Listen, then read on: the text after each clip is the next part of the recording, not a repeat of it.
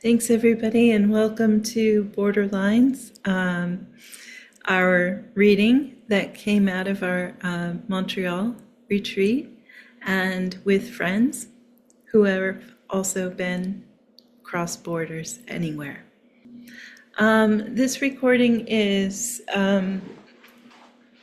for the benefit of Raven Trust, and I'll just put that in the chat for anybody who feels moved to donate to Raven Trust, which is a Canadian organization that collects funds for the conservation of Indigenous lands. So basically, tribes come to Raven Trust and say, we're having this issue with pipelines or tankers or logging, and Raven Trust provides legal assistance to represent them. So that's in the chat. If you want to share it with friends and family, that would be great. So I'm really excited to hear some of the poems that people have written on the retreat and elsewhere. You can read anything you like. Each reader has about 8 minutes maximum. If you could, the order is Anne, Hiram, Rodger, Suzanne, Ashley, Jac-Lynn, and I might read a poem at the end, I'm not sure. So I'm delighted to turn things over to Anne Bergeron, who was very central to our retreat as the person leading the embodiment poetry piece. Thank you. It's great to see everybody. So I'm going to read a poem that has just come out in an anthology that is actually kind of a cross-border anthology. It was published in British Columbia by Catlin Press, and it's called Sublime. It's a collection of poems for vanishing ice. And the title of the poem is For the Ice Fishers Missing on Lake Champlain in February. And what I should say for those of you who do not know, I live in Vermont and I grew up on Lake Champlain or Lake Petobicoke. And the collection of poems that I am going to read today all focus in some way on that place. And this is a quote to start from a publication called Lake Look, All About Ice, January 2023. Ice fishing spans back millennia. While there are no exact records, it is likely that this practice followed wherever the basic ingredients of ice, fish, and people were combined. Ice, or the lack thereof, is perhaps the most dramatic visual we have for climate change in the Lake Champlain Basin. At my hometown beach, ringed by mountains, I stand before the lake's unruly crests of sapphire waves, unfrozen for 12 miles from shore to shore, where winters of applewood fires, fried smelt, fish guts, and unfiltered tobacco smoke swirled above men clad in plaid wool jackets and hand-knit caps, who once crouched like monks over open holes and now are gone. But the ghosts of ice fishers are here, surfing winter breakers. They watch as I pull off my pack boots, ragwool socks, roll up my jeans, and bird-legged stand toe to blue water as you, lake, reach for me, iceless, burning. I wade in as the fishermen sink. Not even a dusting of snow makes a fine white shoreline where I can leave my footprints. So I too am a kind of ghost with my own hardback memories. My grandfather's clapboard shanty that became my summer playhouse, marooned on grass like all those stranded in old North End backyards. While he smoked on the back stoop, I set a shimmed table with sky blue teacups for my dolls inside the chipped gray walls and tackle of a tiny home, where no one knew open water in winter. Now on shallow coves, ice fishers stake tents for one day only, but 3 are dead so far for trying to wind their memories on handlines, for auguring a perfect circle in thin ice, for jigging the lure to catch what we haven't decided yet we've forfeited. No need to post yellow caution signs. I'll set a table by the open lake, invite these ghosts to tea. And the next poem is a series of 4 brief prose poems. And the working title for a collection of a bigger body of work called Where the Waters Flow North. And it's Montreal and Quebec adjacent in that my grandparents on both sides of the family came from Quebec. And the collection kind of moves from Lake Champlain north up to the St. Lawrence and into the ocean. It begins with a short prelude. Arctic Elegy. I taste the ice, my lips the blue of Arctic seas at dusk. The cool stain melts on the warm of my tongue. Bitter crowberry, sweet saxifrage, and snow. I listen to a white narwhal whistling, to the thunder and smash of a glacier calving, whose echoes can be heard for hundreds of miles. My own voice, your own voice, weeping. My grandmother, plaid kerchiefed over brown-dyed curls, always found perfect gray shale stones, smooth, elliptic, palm size, thin throughout as if made by a hand that knew her hand would find them centuries later. How expertly she skimmed them over a silver surface, how for long miracle seconds her stones refused to sink. Near the shore, algae thickened in a stinking sulfur carpet we'd step on with at least one dead perch, white belly up, orange fin a struck match. Sometimes a bloated green-skinned bass lay sideways, dark iris in a milk-white eye, staring up at a milk-white sky.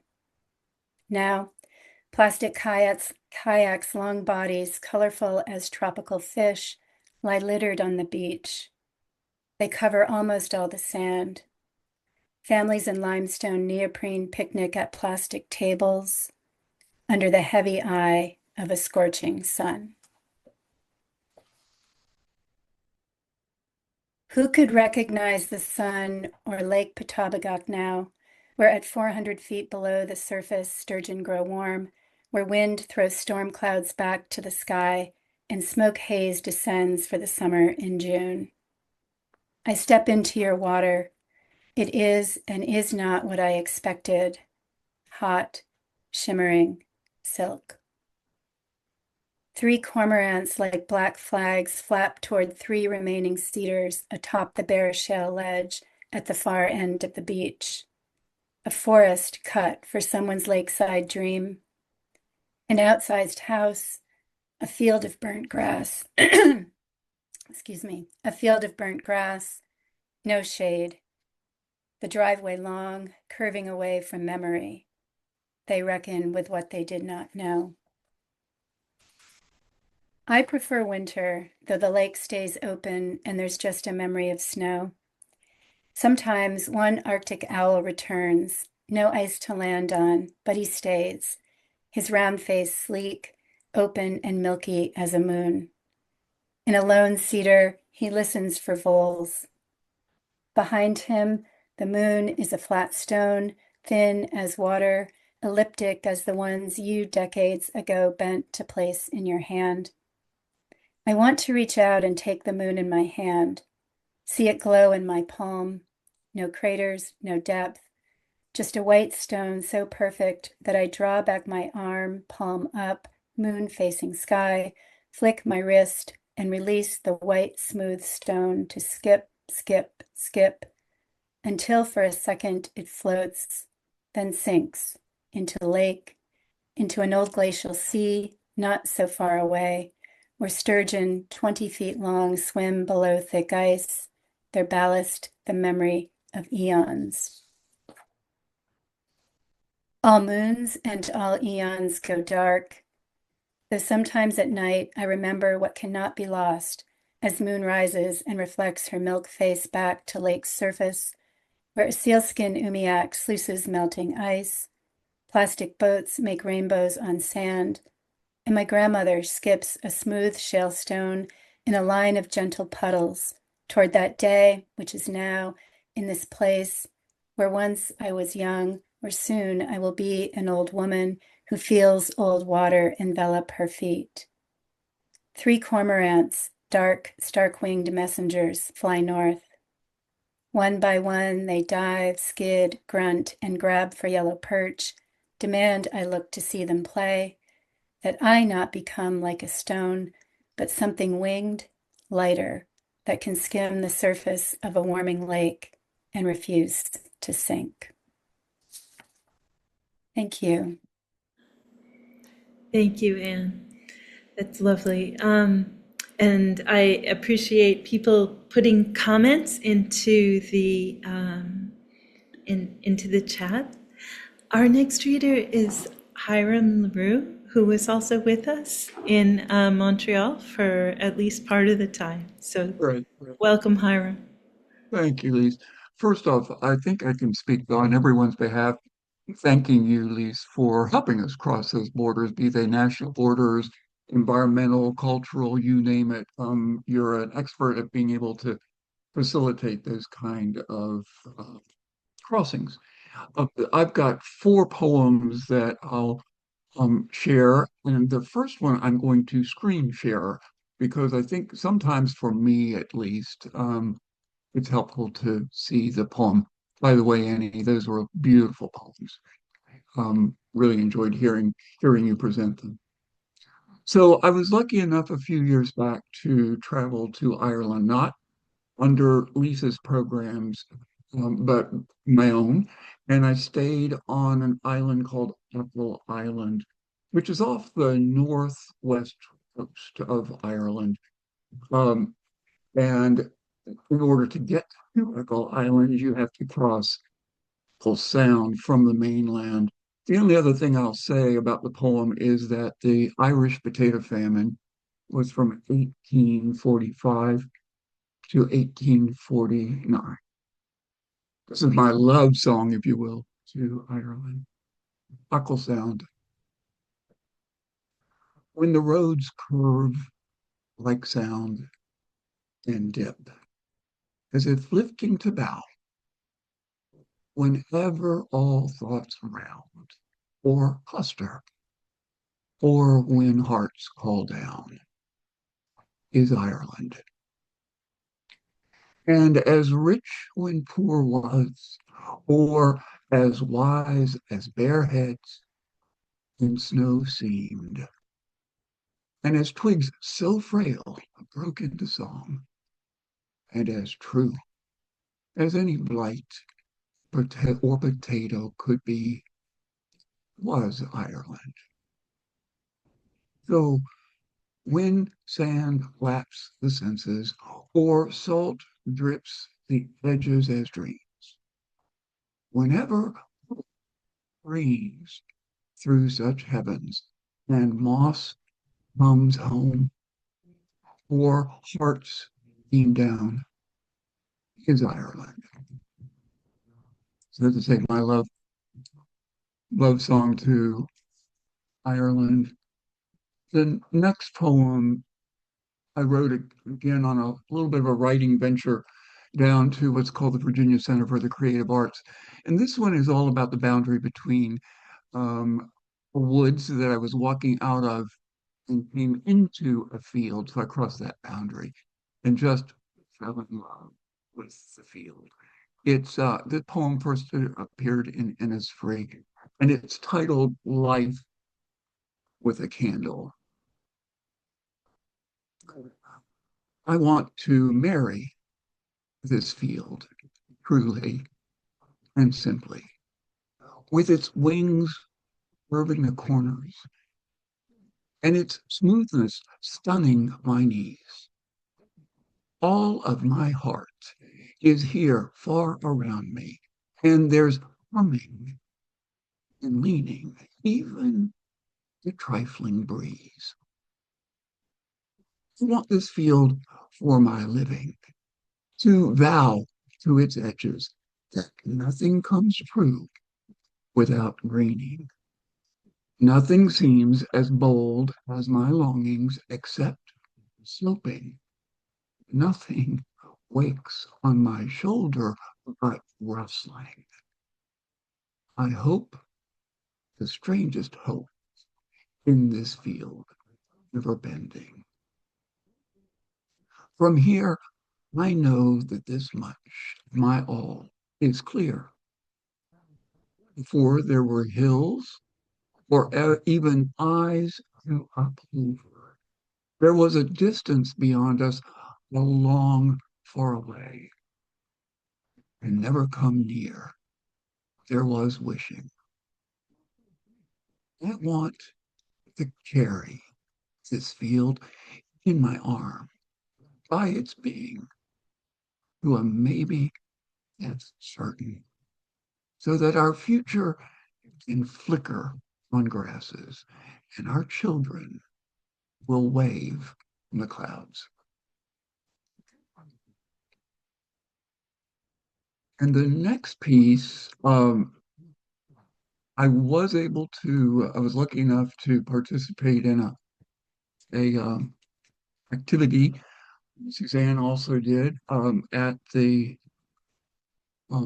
Arts, Letters, and Numbers facility that was sponsored by NatureCulture in conjunction with the land trust, the Plateau Land Trust, there in upstate New York. And each of the poets were assigned a land trust in the greater Albany area. The one that I was assigned was called the Beam Legacy Forest. And in order to get there, I drove down a road called J. Hake. This poem is for Annie, Van, and Chuck, who were quite helpful to me. I was having a little bit of a foot ankle problem at the time, and I couldn't make the full hike out to the summit bluff. But they told me about it, sent me pictures of it. The title of the poem is J. Hake. Let's say you've hiked out to Bunker Hill Summit to look south or east or even beyond. And let's say that I'm not with you for whatever reason, no matter. Let's say as you read this, you're also scouting the views alongside what's bright or hidden or sudden, and that you and your boots once again realize that time is precious. I know you've heard that before. And let's say that your hats will fly off these ledges. They need to, so let them. And let's say that your knees become tables for maps, because they should. And yes, as you can, reassure each other that the rocks are your betters. And oh, it may not make sense, but bear with me. Try to be stupid while you are out on the summit with your arms tight around you. Be senseless. Be acorns or rainstorms or silly confused. Be dumb dreams of timeless while out there. Imagine as much as you can. Yes, please be all of that for me. And know too that I'm with you. In fact, I can almost see J. Hakes from the bluff of this poem. He's waving from afar long ago. And yes, somehow, I hope to thank him with a handshake or the trailhead that he points to and where he greets us together with a wide blue welcome to the land. And the last piece I'll read, I was not on any kind of writer's retreat. I was just on my front porch. But it's all about gratitude. It first appeared in Poetry Bus. It's titled Wilt or Stray. I am incredibly lucky. Even this haze knows it. Even my useless gaze says so in every way. To be where I am now, living like this, is like cherries on a branch. In fact, I'm not nearly grateful enough for this mud and for its reasons. Not thankful enough for fences blown down, for kinked hoses. No, I don't deserve porches. In fact, I need to tip my hat in love and honor to every buzzing swarm that's coming at me, or to any wilt or stray. And I should surely thank my lucky stars, my blessings, for what last night had its way with the row of beans back in the garden. Thanks very much, Lise. Thank you, Hiram. It's lovely to hear you read these. Um, and then our next reader is Rodger Martin, who is also with us in Montreal. Hi, Rodger. Hi, Lisa, and thank you. And it's what a pleasure to see everybody again. It was really an experience, and I'm enjoying so much hearing the words as well. I'm going to continue a little bit with this travelogue. It began with Lake Champlain, and we've moved to Ireland.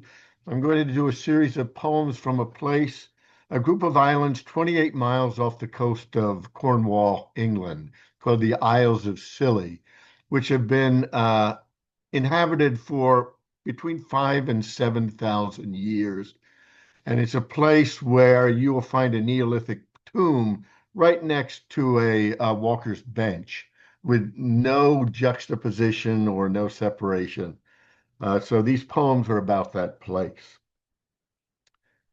Bant's Burial Cairn.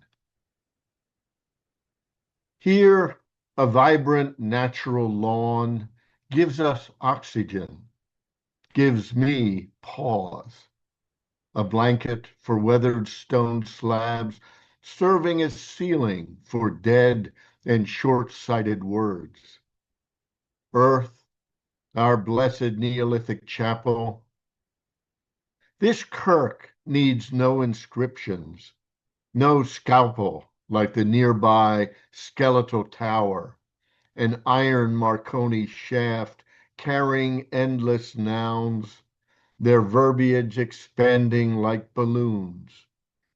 No, whether Bronze Age or Anthropocene, spirits wish to lie simple like this heath. If there is comfort beyond clicks, beyond breath, where water laps over tidal shoals, it is here.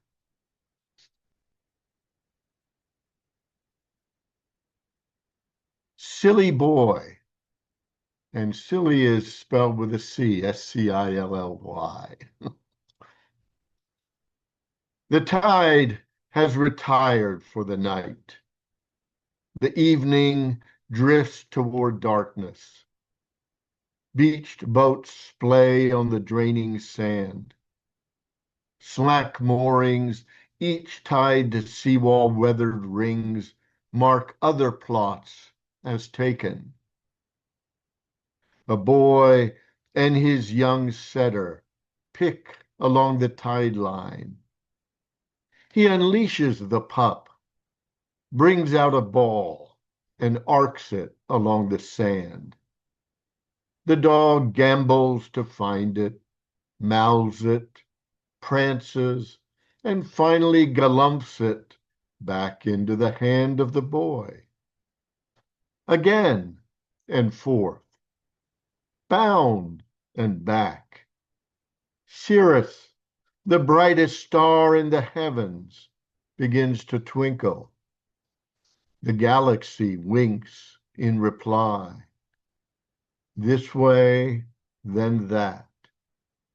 Sky, ball, dog, boy. An elliptical ode to joy.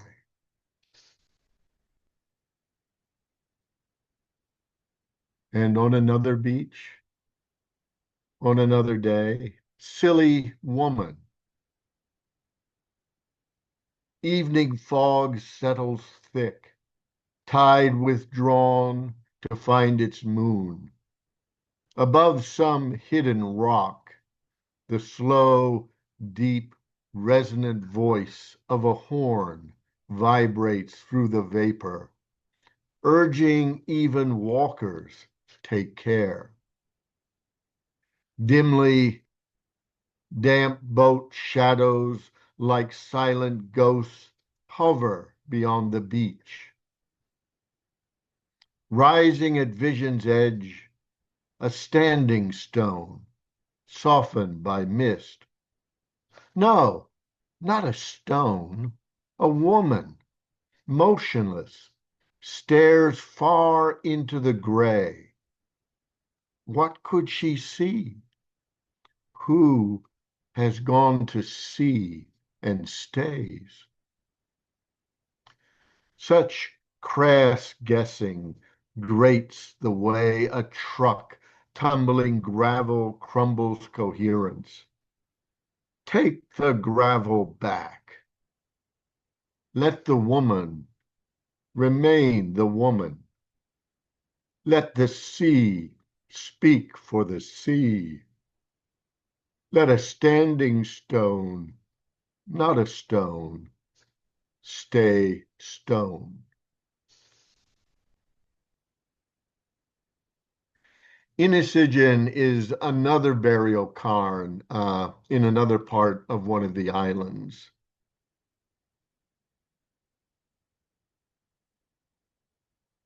Like a navigator reckons safe passage for a pilot flying chartless water, a granite V points eastward to great Arthur and his isles.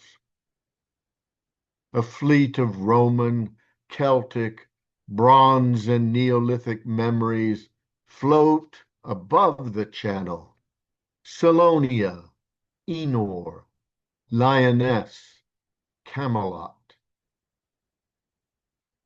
Perhaps the cleft is nature, perhaps it's man, knowing the only place to die is home, even after 4,000 years.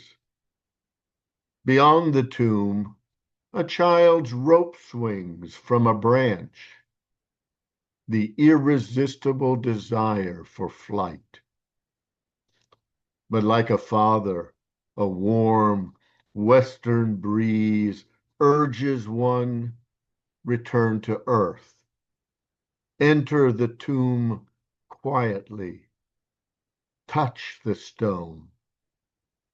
Understanding the spirit will find its way here and find it unchanged. And finally, we'll take a quick trip from Inisigen across to Ireland again to meet up with Hiram, I guess. Ley lines are those energy lines many of you probably already know. There are a number of them that connect these places in the Scillies with places in Ireland, England, and Scotland. So this is about one that connects these two places.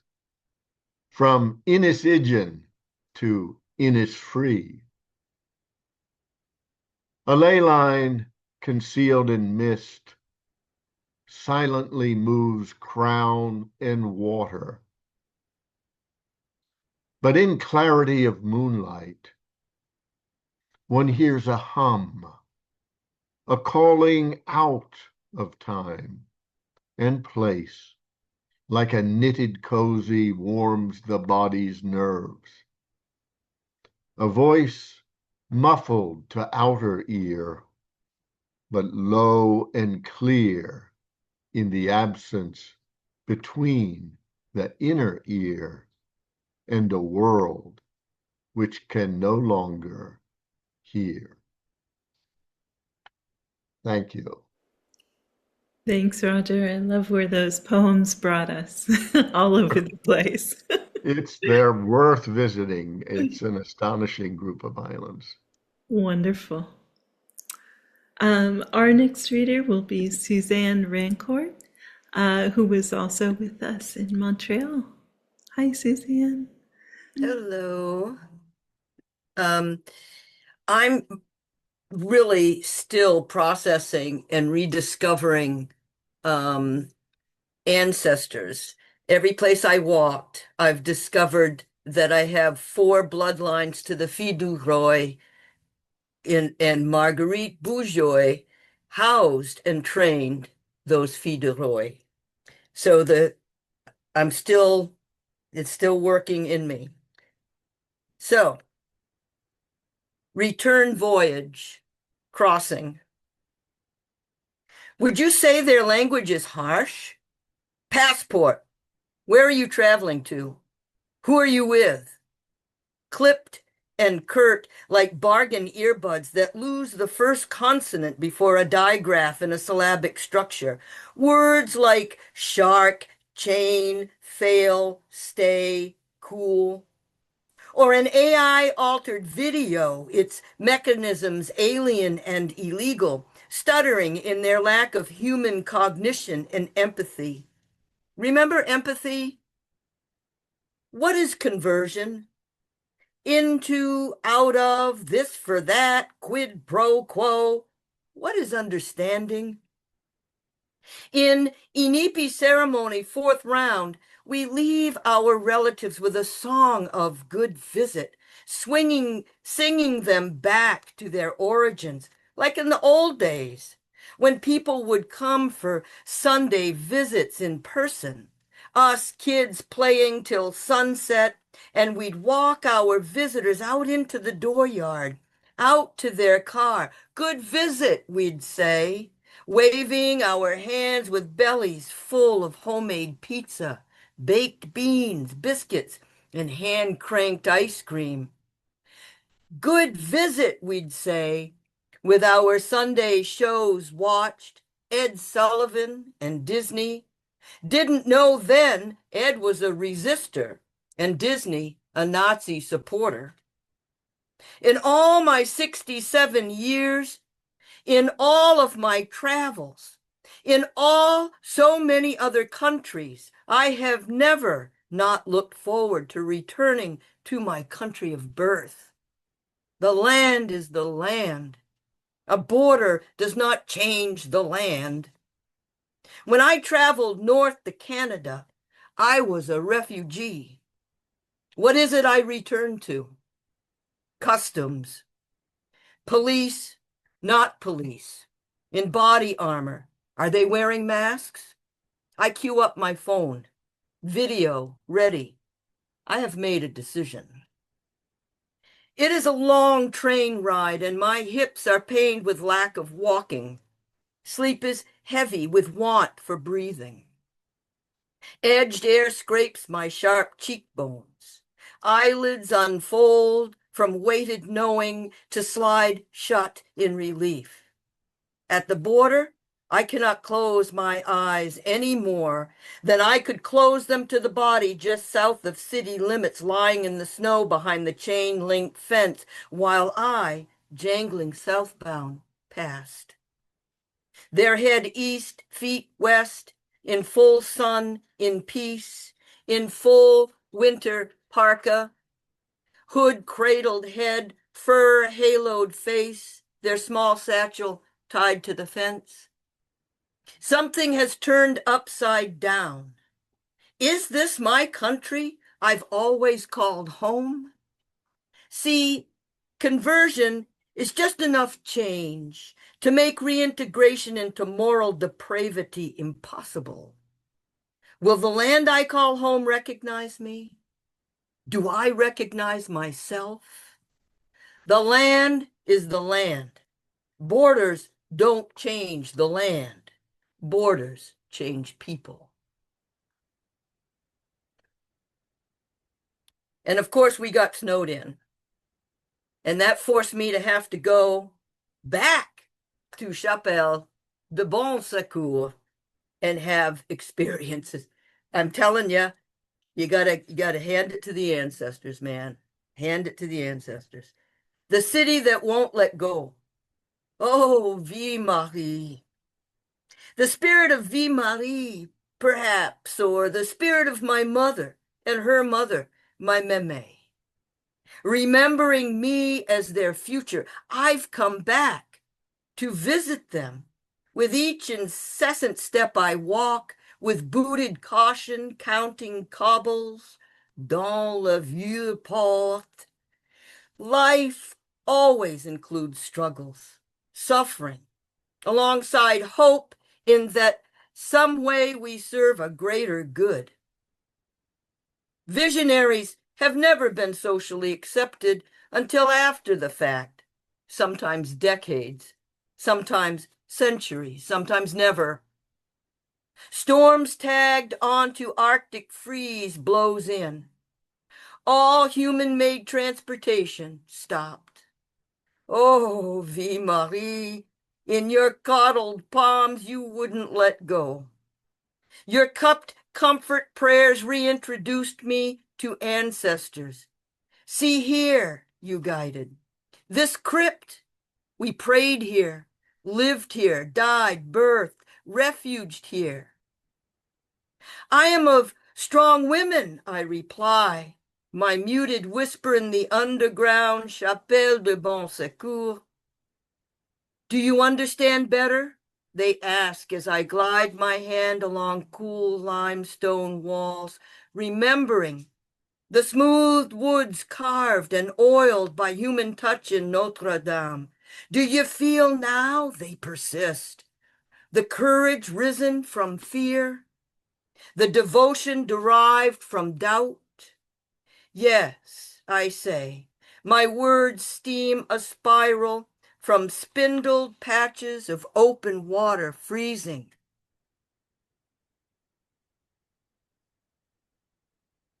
Rise up through my spiral DNA, my own pulpit of truth, a canticle. Great bird soars east. Today I am released. And in honor of one of my meme, who was actually struck and killed by lightning. Ekphrastic meme, bolt of lightning kills Sabattis woman, 1941. How many times did the lightning strike you? Did it leave you tingling, humming, numb, slow of mind, slow of body, one eye crow-like looking behind, the other looking straight ahead? Did people tell you that your left and right sides were like two different people? Did the lightning say that your time was short, don't get comfortable, I'll be back? When you went to feed the chickens, cows, sheep, horses, did the earth crackle effervescently up through your shoes and pre-war stockings that you still wore? Did a faint ozone fragrance linger in rooms you passed through? Did you suffer severe migraines on your right side when they came near? And your feet, did they throb as though you walked on 2 buckets of pulverized bone? Did you know that thunder moon day, that was the day? Did you pray for mercy, compassion? Had your dreams already shown destiny? No need to clean the kitchen, but you did anyway. No need to reprimand your teenage daughter, your sons, or neighbors. Did you close your infinitely brown eyes before touching the brass? I think that's close to 8 minutes here. Yep, thank you. Thank you, Suzanne, and I'm glad you read some from Montreal. That was nice. Our next reader is Ashley Havird, Ashley Mace Havird, and she comes to us from cross-border between the U.S. and Cayman. Welcome, Ashley. Well, sort of. I'm down here in Louisiana, but in the northwest corner, so really closer to Dallas than anywhere. So thank you, Lis, and thank all of you for letting me crash this. This is wonderful. I'm really enjoying hearing about all these places. I can put myself there. It's just, it's really great. Thank you. So I'm going to read 3 poems that feature trash, mostly in the seas and on the shores of seas. The first one is called Earth Day, and I like to read it because it's almost Earth Day. And 3 things I need to say about it. It's 1 sentence, and when I say the word awful, it's not the word that means terrible. It's OFFAL, the stuff in animals you don't want to eat. And fruit is FROOT, not the good kind of fruit, but the bad kind that's in, things you don't want to eat, shouldn't eat. And I refer to, it takes place on a shore that we here call the Redneck Riviera. It's the brown sandy beach where Louisiana meets Texas near Galveston on the Gulf. And it's in this book, Wild Juice, which came out in 2021 from LSU and during the pandemic. So I have lots of copies. Earth Day, post-Easter. Oh, can everybody hear me okay? Yes, nodding, good, okay.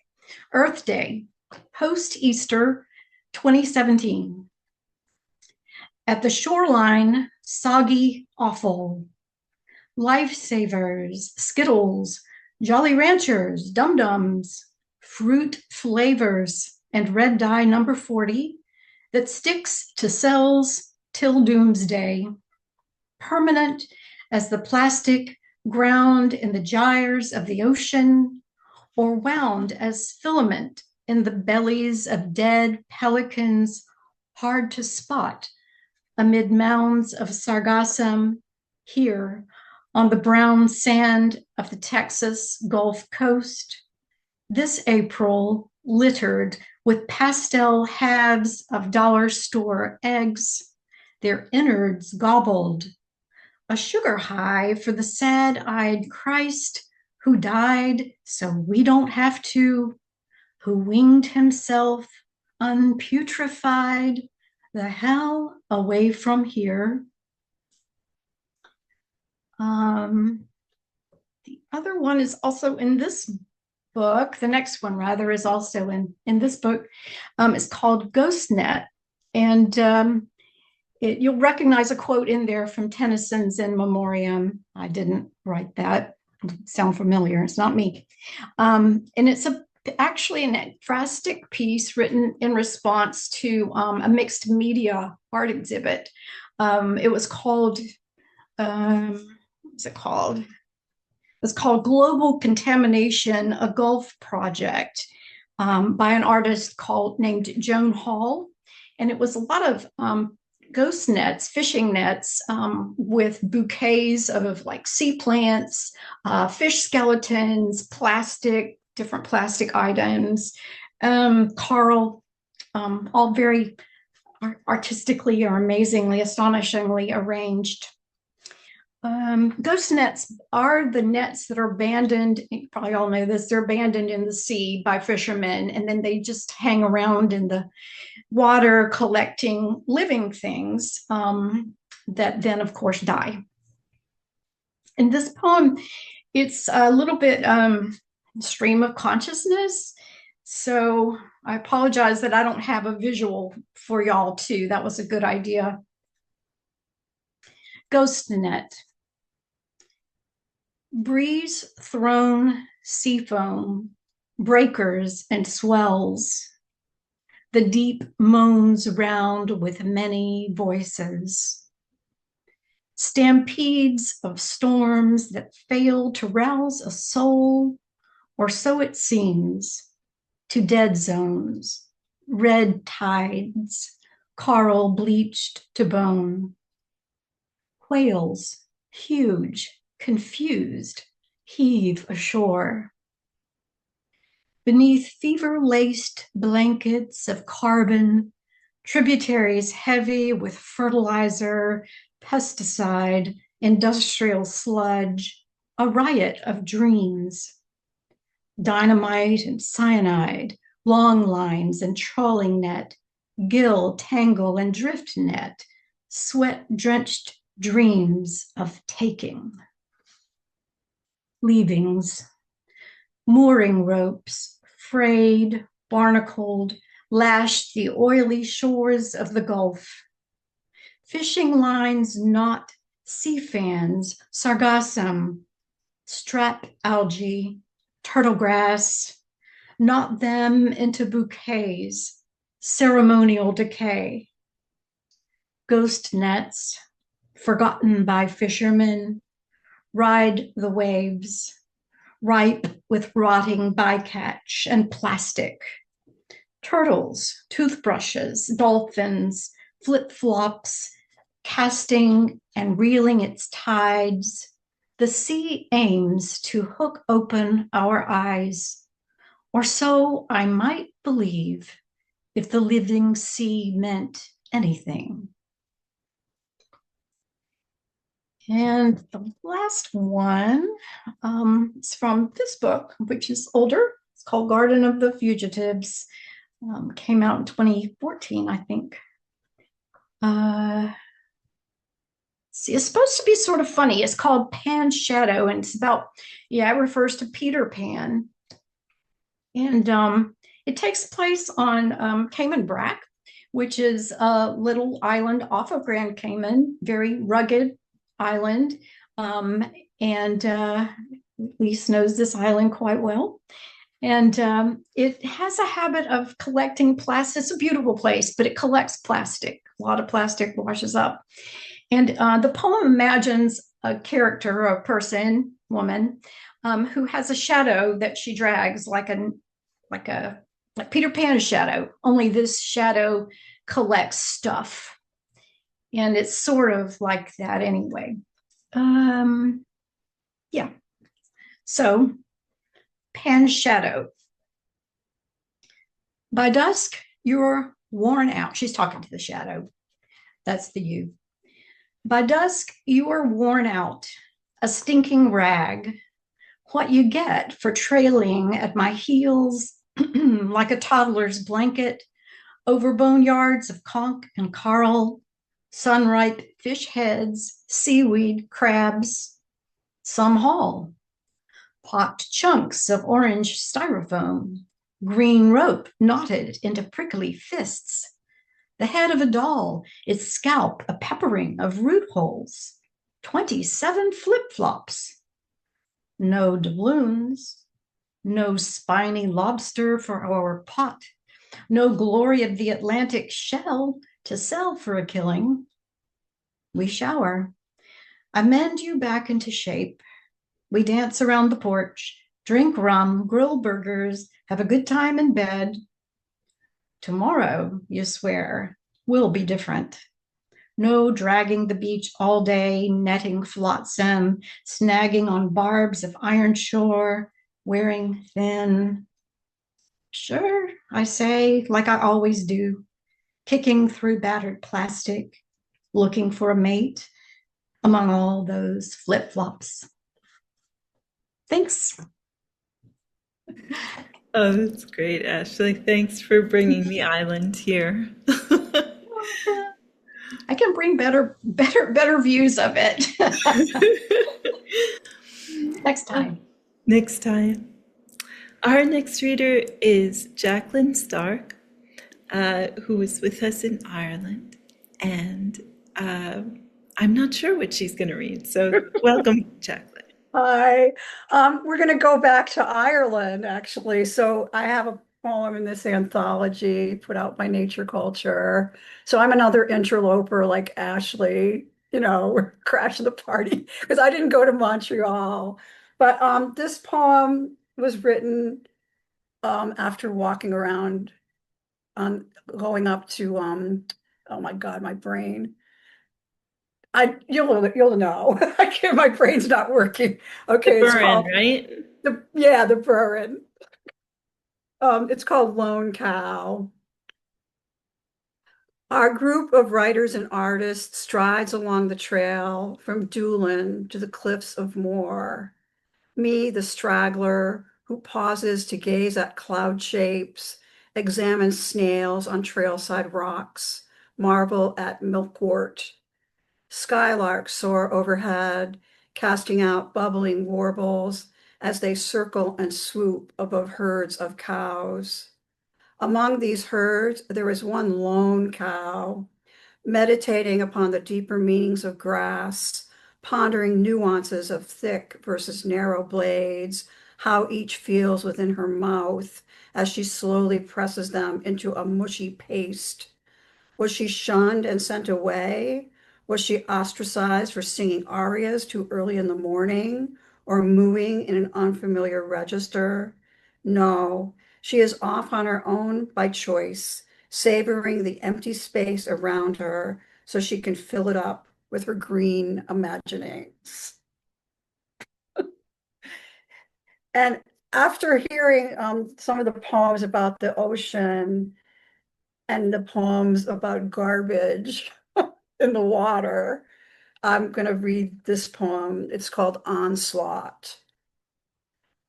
The ocean roars her way toward shore, where I stand looking west.